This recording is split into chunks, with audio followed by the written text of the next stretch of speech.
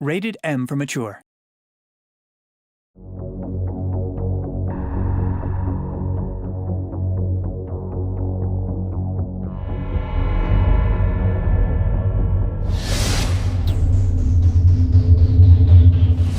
At Telltale, when we're looking for a new IP to take on and turn into a game, the first thing we always ask is this a really rich story world, and are there awesome characters?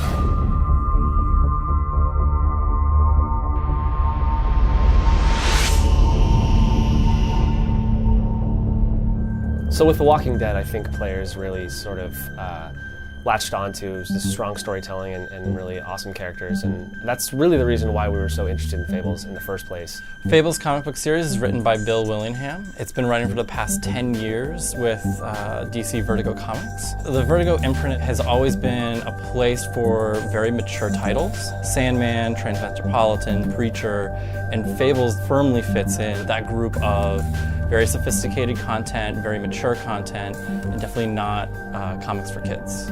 It's wildly popular. It's been picking up awards for like the 10 plus years it's been around. I'm the woodsman. I saved Little Red Riding Hood from this monster. Fabletowng is a place in Manhattan where all of the Fables who've been exiled from their homelands, or at least most of the Fables, live. And it's kind of hidden from our world, which they describe as the mundane world. They're wearing these things called glamours, which is basically magic to make yourself look like a human. Bigby! I know I don't look human. I'm looking at a 3-foot toad.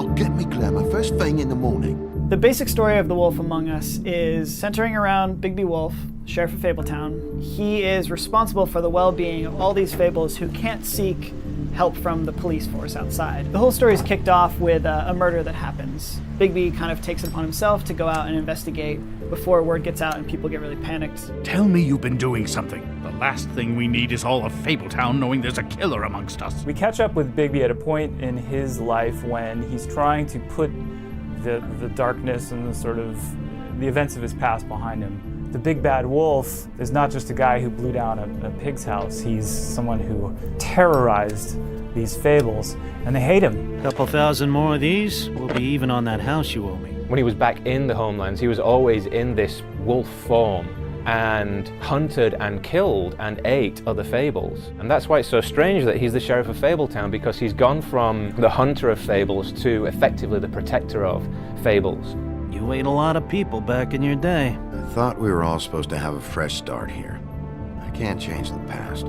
Well, you can't change people's memories either. Bigby isn't actually a werewolf. People might think that he is, but he's actually a wolf. He's a wolf in the form of a man. As far as the game goes, it means that, you're moving around in the mundane world in this human form, but this beast is always inside of you. What's the matter, Bigby? Tempted to take a bite? I guess those days are behind you.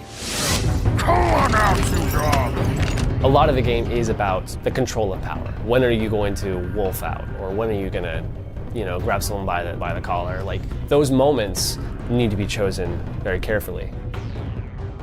This is all getting a bit stressful, all right? I have my limit, Toad, and I think we reached it 10 minutes ago. We want players to feel the power that Bigby has within him. It was really important for us to be able to really capture that essence of what it's like to be this powerful creature. Get out of the way before you get the axe again. Woody, I'm gonna break your face. Is that a fact? You gotta calm down.